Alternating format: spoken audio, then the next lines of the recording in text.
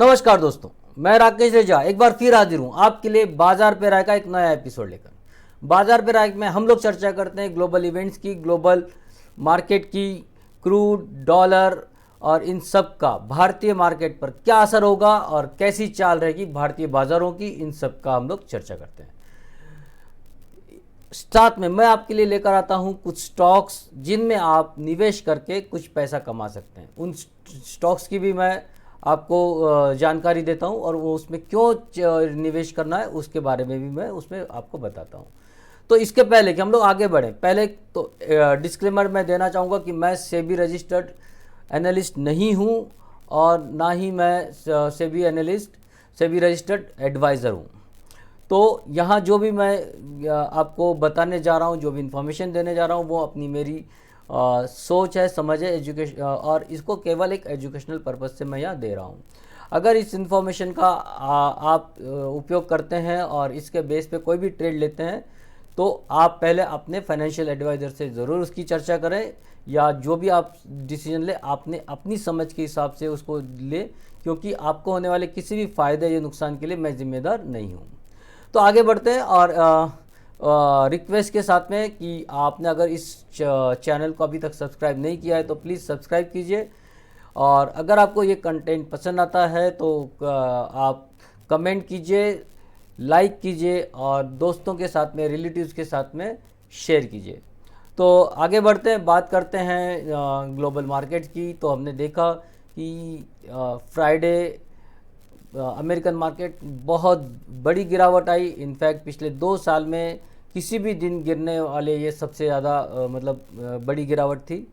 और इसकी वजह है, अगर ना सिर्फ फ्राइडे, जबकि हम लोग देखेंगे पूरे वीक में हम लोग ने मार्केट को गिरते हुए देखा है अमेरिकन मार्केट में। तो क्या वजह है, क्या बेसिकली इतनी वॉलेटिलिटी क्यों है मार्केट में? एक दिन ऊपर हमारे बाज़ार ने बहुत वॉलेटिलिटी देखी है। एक दिन ऊपर चलता है, दूसरे दिन नीचे आता है, फिर ऊपर, फिर नीचे, गैप अप, गैप डाउन, कोई डायरेक्शन नहीं है। इसकी क्या वजह है? इसकी बेसिकली अगर हम लोग वजह ढूंढने जाते हैं तो ये है कि सबसे पहले तो जो डर है, डर इस चीज़ का है कि महंगाई जो बढ़ी हुई है उसके वजह से फेड का जो रेट ऑफ इंटरेस्ट बढ़ाने का जो दर है, मतलब जिस तेज़ी से वो इस रेट ऑफ इंटरेस्ट बढ़ाने की सोच रही है, वो एक बड़ा डर बना हुआ है। दूसरी चीज़ साथ में ये हुई है कि अमेरिकन मार्केट में जो उनकी ग्रोथ है, जीडीपी है, वो पिछले क्वार्टर में बहुत तेज़ी से नीचे, मतलब वहाँ एक गिरावट देखी गई है। तीसरी चीज़ ये है कि अमेज़ॉन के नतीजे और बाकी भी कई कंपनियों के नतीजे वहाँ अच्छे नहीं आ रहे, तो वो भी एक डर है। तो मतलब अभी अच्छा चीज़ कुछ नहीं है जिसके वजह से मार्केट ऊपर जाए। तो अमेरिकन मार्केट अगर नहीं चल रहे हैं तो उसका ग्लोबल मार्केट पे असर तो पड़ता ही है। हम अपने बाज़ार की तरफ भी देखेंगे तो बहुत सारे रिज़ल्ट बहुत अच्छे नहीं आ रहे हैं। कुछ मिले जुले रिज़ल्ट हैं, कुछ अच्छे हैं, कुछ नहीं हैं। और ख़ास करके जो मैन्युफैक्चरिंग कंपनीज़ हैं उनमें महंगाई का असर देखने को मिल रहा है और उनके मार्जिन्स पे और प्रॉफिट पे उसका असर हमको साफ देखने को मिल रहा है। तो ये सारी बातें हैं और इसीलिए ये वॉलेटिलिटी आगे और हमको दिखती रहेगी। पिछले कम से कम अगले 1-2 हफ्ते ये वॉलेटिलिटी और रह सकती है, और फिर देखेंगे कि मार्केट किस और अपना करवट बदलता है। जहाँ तक अभी तक जो अंदाज़ा है वो ये है कि मार्केट अभी साइडवेज से लेकिन नीचे की ओर ज़्यादा जाने के चांस है, ऊपर जाने के चांस फिलहाल नज़र नहीं आ रहे। तो ट्रेडिंग, मैं हमेशा से पिछले कुछ समय से कह रहा हूँ कि ट्रेडिंग कम कीजिए, और ख़ास करके अब जो शॉर्ट टर्म ट्रेड हम लोग करके पैसे कमा रहे थे उसमें भी आपके चांस इसलिए कम हो गए क्योंकि वॉलेटिलिटी ज़्यादा होने की वजह से वो जिस दिन आपको कोई बाय एंट्री मिलती है दूसरे दिन मार्केट उस दिन बिल्कुल उसके उल्टा हो जाता है। जो सेल एंट्री मिलती है वो भी ऊपर चढ़ने लगता है। तो मार्केट काफ़ी कंफ्यूज्ड है, और उस कंफ्यूजन में हम जैसे जो रिटेल ट्रेडर हैं उनको बहुत नुकसान होता है। तो कृपया आप कुछ दिन के लिए मार्केट में थोड़ा सा आप दूर रहिए या बहुत कम ट्रेडिंग कीजिए, और उन चीज़ों को, उन शेयर्स को देखिए जो आपको लॉन्ग टर्म के लिए अच्छा इन्वेस्टमेंट के रूप में आपको आज के तारीख में मिल रहे हैं। कुछ शेयर्स मैंने इस बार मैं वैसे ही लेकर आया हूँ जिसमें आप थोड़ा लंबा व्यू रखकर उसमें आज के तारीख में भी इन्वेस्ट कर सकते हैं। तो हमको अगर इन चीज़ों को समझना है तो चार्ट हमको ज़्यादा अच्छे तरीके से बताते हैं कि क्या हो रहा है मार्केट में, और हम लोग जाके देखते हैं कि चार्ट क्या बता रहा है, और चार्ट हमको मार्केट की दिशा में क्या हमको समझ में आ रहा है चार्ट से, वो हम देखेंगे चार्ट पर। तो दोस्तों देखते हैं कि चार्ट पे हमको क्या नज़र आ रहा है, और स्टार्ट करते हैं डाउ जोन्स से, अमेरिकन मार्केट।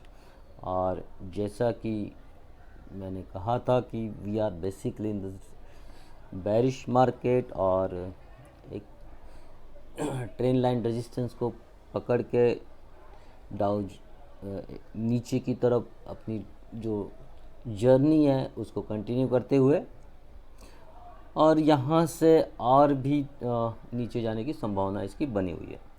अगर हम लोग फ्राइडे का ये मूव देखते हैं तो ये 2020 के बाद, मतलब पैंडेमिक के बाद किसी भी दिन होने वाली ये सबसे ज़्यादा गिरावट थी जो हमने फ्राइडे देखी। क्या ये गिरावट यहाँ थम जाएगी या आगे चलेगी, ये हमको अगले वीक पता चलेगा। Next week again a very crucial for global market as well as Indian market. तो डाउ जोन्स अपने बेरिश मार्केट को कंटिन्यूस करते हुए,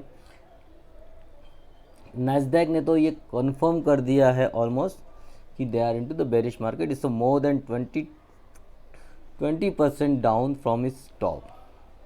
ये अगर इसका टॉप गिनते हैं तो इस टॉप से हम लोग ये गिनते हैं तो ये करीब करीब हमारा जो फॉल है वो करीब करीब 23% हो चुका है, which basically when market falls more than 20% तो उसको कहते हैं कि वो अभी बेरिश मार्केट में कंफर्म हो गया है।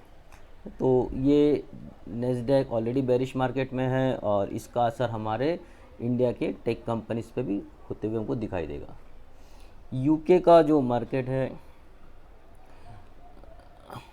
वहाँ अभी कोई इतनी बड़ी गिरावट हमको नज़र नहीं आ रही है, और उसने अपना ट्रेंड को है पकड़ के रखा हुआ है।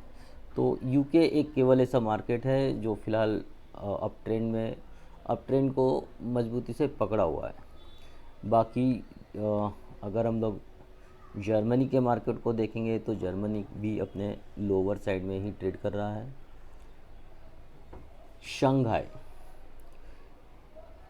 शंघाई के मार्केट में एक थोड़ी सी रिकवरी हम लोग ने पिछले वीक में देखी है, और उसकी वजह ये रही है कि शंघाई का जो कोविड की जो वजह है, कोविड के वजह से जो वहाँ एक लॉकडाउन था वो कोविड के ऊपर उनका कंट्रोल होते हुए दिख रहा है। और यही एक न्यूज़ थी जिसके वजह से मार्केट में शंघाई में एक शॉर्ट टर्म रिकवरी आते हुए दिखी है। हम यहाँ काफ़ी नीचे ही हैं। यहाँ ये अगर मार्केट देखें तो ये भी it's more than 20% already down from it's, लेकिन पिछले वीक में कुछ अच्छी रिकवरी आती हुई दिखी है। निकाय भी अपने लोअर लेवल पे ही चल रहा है, कोई ख़ास बात नहीं है वहाँ भी जो गिनने जैसी कि हाँ जो, लेकिन अगर आप लोग देखेंगे कि ये जो अपर चैनल जो मैंने ड्रॉ किया हुआ है, और एग्जैक्टली उस चैनल के बीच में ही वो ट्रेड अभी भी कर रहा है। और फिर कल ये थर्सडे फ्राइडे हम लोग ने देखा कि उसी चैनल को पकड़ के उसने वापस से एक ऊपर की मूव दी है, लेकिन ये channel to channel lower channel actually down trend में ही है, तो ट्रेंड तो इसका नीचे का बना हुआ है। और हांगकांग में जो रिकवरी आई है ये शंघाई के मतलब वजह से ही आई है। शंघाई की जो चाइनीज़ गवर्नमेंट ने कुछ स्टिमुलस लाने की घोषणा की है, और उसका असर हमको चाइना के और हांगकांग के बाज़ारों पे पड़ता हुआ दिख रहा है। बट अदरवाइज़ वहाँ कोई ख़ास अभी रिकवरी जैसा कुछ नहीं है, डाउन ट्रेंड में हम लोग नीचे की ओर हैं। बात करते हैं हमारी निफ्टी की। तो निफ्टी पिछले पूरे वीक अगर हम लोग देखेंगे तो मोस्टली नो ट्रेड जोन जो मैंने दिया था जिसमें हमको कुछ नहीं करना था उसी में ट्रेड कर रहा था, और highly volatile, it's basically horribly highly volatile market. One day we see it's gap up, then gap down, then gap down, then gap up, then gap down, then gap up. So this is horribly volatile market and basically I would suggest not to trade. थोड़ा दूर रहिए market से और trading या short term trading के हिसाब से भी आप दूर रहिए, क्योंकि ऐसे मार्केट में आपको मुंह की खानी पड़ सकती है और अच्छे से अच्छे ट्रेड में भी आप नुकसान हो सकता है।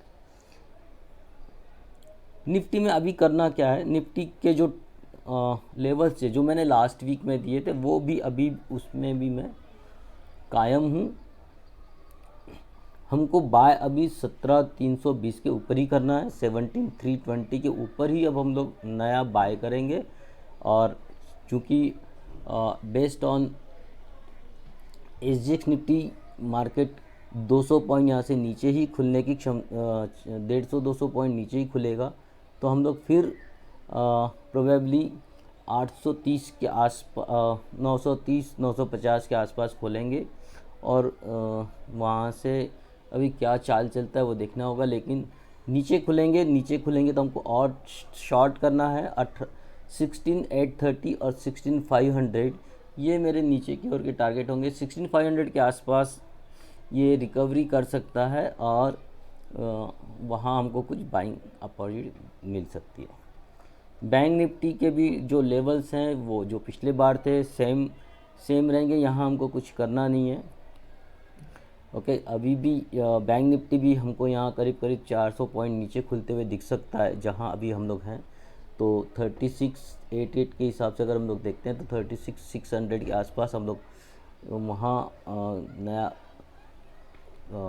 खुल सकता है मंडे। तो ये हमारा लेवल्स होगा जिसके नीचे हमको शॉर्ट करना है और इस लेवल को मैं फ़िलहाल निकाल दे रहा हूँ और इस लेवल से हम लोग नीचे शॉर्ट करेंगे। टारगेट फिर हमारा होगा 3500 के आसपास हमको एक बार फिर देखना होगा, क्योंकि जिस तरह से मार्केट में वोलेटिलिटी है यहाँ आपको ऊपर नीचे होते हुए दिखेगा। मैं एक ही बात कहना चाहता हूँ कि बहुत ज़्यादा लेवल्स पर आपको कॉशियस रहना चाहिए। हर लेवल्स पे आपको रोज़ के रोज़ नया चीज़ देखने को मिलेगा। ओके, और इन लेवल्स से आपको बहुत सावधानी से ट्रेड करना है और अगर आप इन लेवल्स को नहीं मैनेज कर सकते तो आप कुछ समय के लिए मार्केट से दूर रह सकते हो। ज़रूरी नहीं है कि रोज़ ट्रेड करना ज़रूरी है। तो ये लेवल्स होंगे मेरे, बाय करेंगे 36,700 के ऊपर और 37,150 ये हमारा होगा टारगेट, या 37,200 भी हो सकता है। एक और जो नीचे की ओर हम मोस्टली मैं ज़्यादा बेसिकली कॉन्फिडेंट हूँ, तो शॉर्ट करेंगे हम लोग। जहाँ भी नीचे आएगा उसके नीचे हम लोग शॉर्ट ही करेंगे। 35,700 या 35,700 के नीचे जहाँ भी खुलता है उसके नीचे हम लोग शॉर्ट करेंगे 35,000 के लिए। सॉरी, ये 35,700 के नीचे शॉर्ट करेंगे और 35,000 और देन 34,500, ये दो टारगेट के लिए हम लोग फ़िलहाल ट्रेड करेंगे। देखते हैं बाद में। ये फ़िलहाल इसको मैं रिमूव करता हूँ। मुझे लगता है कि वोलेटिलिटी वीक रहेगी और ऊपर नीचे ही होता रहेगा और नेक्स्ट वीक जो है वो काफ़ी क्रूशियल होगा डायरेक्शन तय करने के हिसाब से। डॉलर भी जैसे मैंने लास्ट वीक में भी बताया था कि यहाँ से ऊपर बाय करना, और वो प्रोबेबली 5 दिन उसके ऊपर ही रहा, लेकिन कोई बड़ी मूवमेंट वहाँ भी नहीं आई। इसके बावजूद कि डॉलर इंडेक्स अपने मतलब बहुत सालों के बाद अपने हाईएस्ट लेवल पर पहुँचा है। तो डॉलर इंडेक्स हाईएस्ट लेवल के होने के बावजूद भी ये नहीं चढ़ा है, तो ये एक थोड़ी सी राहत की बात है। पर हम लोग फिर भी अपने हाई के आसपास ही ट्रेड कर रहे हैं। कोई ख़ास इसमें राहत, ऐसी बड़ी राहत मुझे नहीं नज़र आ रही। और ये जो लेवल्स हैं पिछले बार के वो कंटिन्यू रहेंगे। 7648 के ऊपर बाय रहेगा मेरा और 7715 ये टारगेट। नीचे की ओर 7608 के नीचे शॉर्ट करेंगे और 7570 का जो रहेगा वो टारगेट होगा। क्रूड ऑयल अपनी लेवल यहाँ भी हमने देख रहे हैं कि बहुत ज़्यादा वॉलेटिलिटी है, बहुत क्रूड ऑयल में 100 से लेके 115 तक का जो डॉलर के रेट में है ये क्रूड चल रहा है।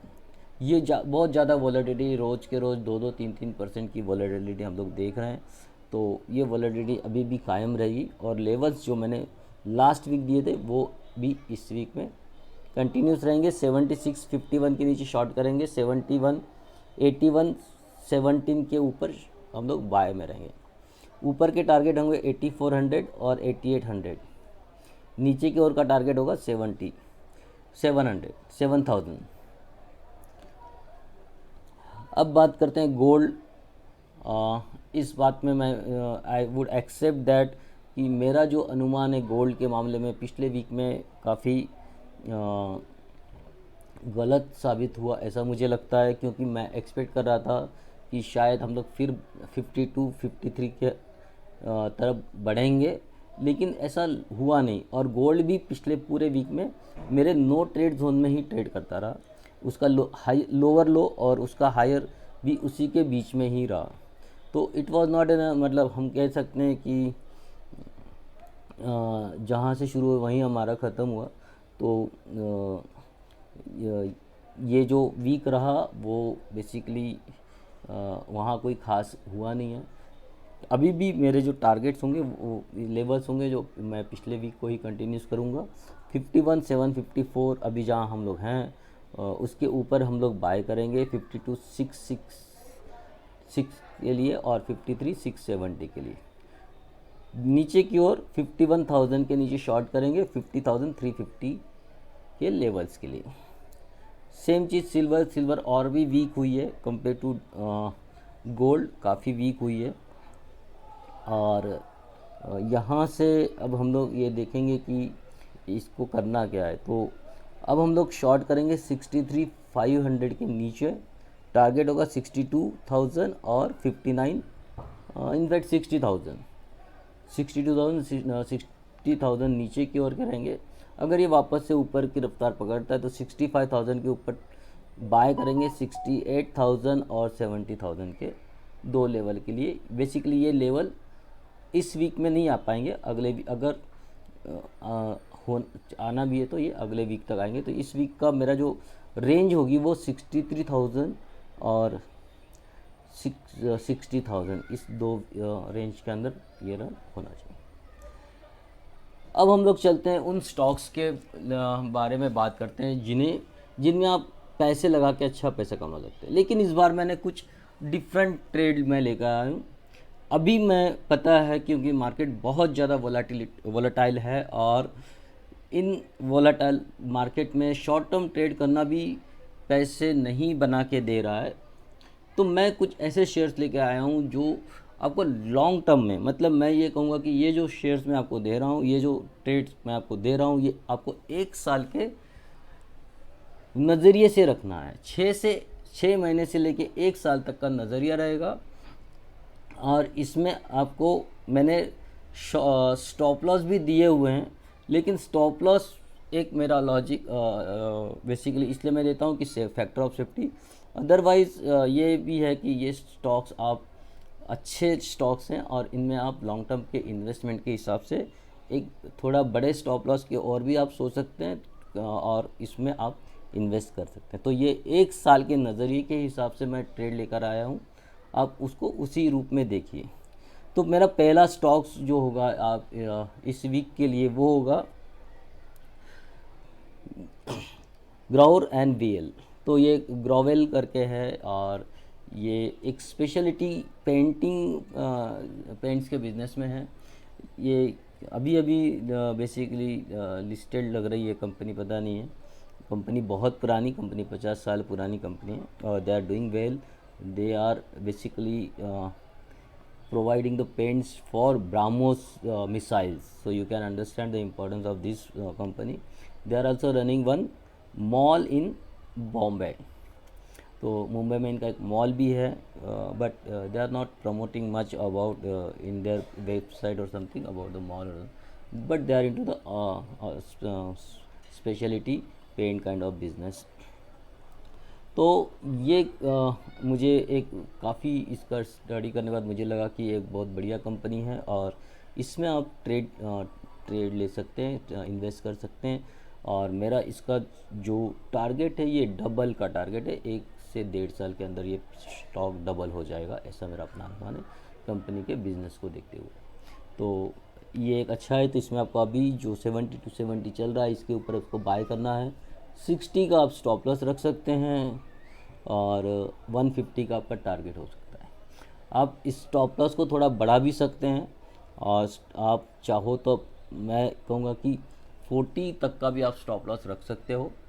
ये आपकी बेसिकली डिपेंड करेगा कि आपका रिस्क एपेटाइट और आपकी पोजीशन साइजिंग कैसी है, उसके ऊपर आपको ये डिसाइड करना है। बट क्योंकि मुझे टारगेट बहुत ही ऊपर का दिखाई दे रहा है तो मैं कहूँगा कि आपको इसमें आराम से ट्रेड करना चाहिए। दूसरी एक कंपनी है अरमान फिनेंस, और ये भी एक बहुत अच्छी कंपनी है और इसने एक अच्छा खासा अपमूव ये दे चुकी है। और यहाँ से एक नई जो एक कंसोलिडेशन हुआ है, बड़ा मूवमेंट आया, उसके बाद में एक थोड़ा कंसोलिडेशन हुआ है और यहाँ से जैसे ये बढ़ना शुरू करेगा एक अच्छा खासा मूव यहाँ से आ सकता है। तो ये भी एक कंपनी है जहाँ आप इसको आराम से ट्रेड कर सकते हो। एक छोटा स्टॉप लॉस मैं ज़रूर दे रहा हूँ, लेकिन स्टॉप लॉस मैं यहाँ भी वापस कहूँगा कि आपके लिए आप बड़ा स्टॉप लॉस लेके भी चल सकते हैं। आपकी इन्वेस्टमेंट के हिसाब से आप लॉन्ग टर्म में देख रहे हैं तो ये कंपनी बहुत अच्छी है। आप इसमें 1 साल का टारगेट रखिए और आपको बाय करना है 1137 के ऊपर, 1311 और 1500, ये 2 टारगेट्स होंगे। 1 साल के अंदर अचीव होने चाहिए। जैसी मार्केट में एक रिकवरी आती है बड़ा, और तो ये भी एक ये गिरते हुए मार्केट में भी अच्छा परफॉर्म कर रहा है। तो जैसी मार्केट में अगर रिकवरी आती तो ये और तेज़ी से बढ़े। तो ये एक बहुत अच्छी कंपनी है और आप इसमें इन्वेस्ट कर सकते हैं। थर्ड वाली होगी BLS। Yes, this one is also again a very good company. और यहाँ एक अच्छी खासी मूव हम लोग ने देखी आते हुए, फिर एक कंसोलिडेशन और फिर ये ऊपर का इसका मूवमेंट शुरू हुआ है। तो ये भी लॉन्ग टर्म इन्वेस्टमेंट के हिसाब से ही मैं दे रहा हूँ। 360 के ऊपर बाय करना है, 428, 496, 600, ये ऑलमोस्ट ये भी हम लोग डबल के टारगेट्स के लिए काम करेंगे और टाइम लगेगा 1 साल 1.5 साल आपको इसको रखना है। स्टॉप लॉस अब मान के चलिए 321। फिर मैं आपको कहूँगा ये स्टॉप लॉस जो भी मैं दे रहा हूँ आप इसको इससे बड़ा स्टॉप लॉस भी रख सकते हो, थोड़ा क्वांटिटी कम करके।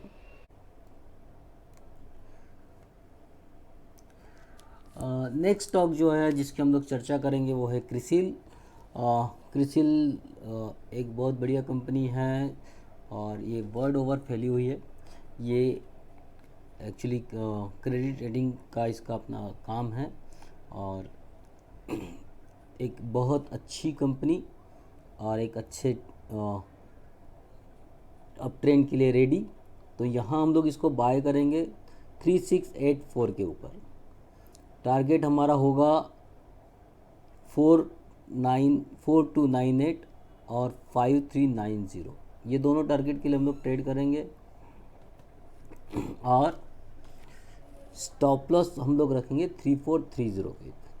फिर मैं एक बार कहना चाहूँगा कि स्टॉप लॉस मेरा काम है देने का, लेकिन ये स्टॉक्स वो हैं जिनमें आप लॉन्ग टर्म इन्वेस्टमेंट कर सकते हो, इसको अपने पोर्टफोलियो का हिस्सा बना सकते हो। तो ये एक स्टॉक है जो मैं आपके लिए लेकर आया हूँ। इसके बाद जो एक और स्टॉक है मैं आपके लिए बताना चाहूँगा वो है जय एग्रो। Jai Agro ORG, right. तो this one is one more stock that I want to add in my this list. So इसको हम लोग बाय करेंगे 284 के ऊपर और स्टॉप टारगेट होगा 370 और 490।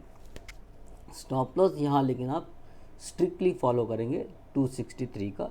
इसमें मैं आपको स्टॉप लॉस दे रहा हूँ जिसको आपको स्ट्रिक्टली फॉलो करना है और अगर स्टॉप लॉस हिट होता है तो आपको इसमें से एग्ज़िट कर जाना है। तो ये जो स्टॉक्स हैं 5 स्टॉक लाए हैं, जिसमें से 4 मेरे लिए लॉन्ग टर्म इन्वेस्टमेंट के हिसाब से आप उसको रख सकते हो, 1 साल, 1.5 साल, 2 साल के लिए, और आप आराम से इसमें एक अच्छा पैसा कमा सकते हो। तो ये वो स्टॉक्स हैं जो मैं आपके लिए लेकर आया हूँ। इस गिरते हुए मार्केट में भी, गिरते हुए और अनसर्टन मार्केट में भी मैं चाहूँगा कि आप इसमें इन्वेस्ट कर सकते हैं।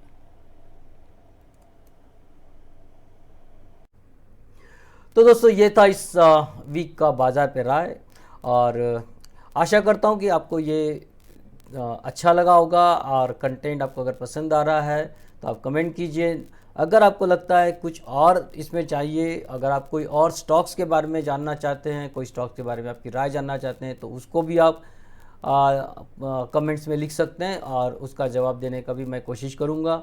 और कहाँ इन्वेस्ट करना चाहिए, कहाँ नहीं करना चाहिए, कहाँ से निकलना चाहिए, उसके बारे में भी मैं आपको गाइड कर सकता हूँ। तो प्लीज़ कमेंट कीजिए और शेयर कीजिए दोस्तों के साथ में। और फिर हम मिलेंगे अगले हफ्ते बाज़ार पे राय के अगले एपिसोड में। नमस्कार, धन्यवाद, जय हिंद।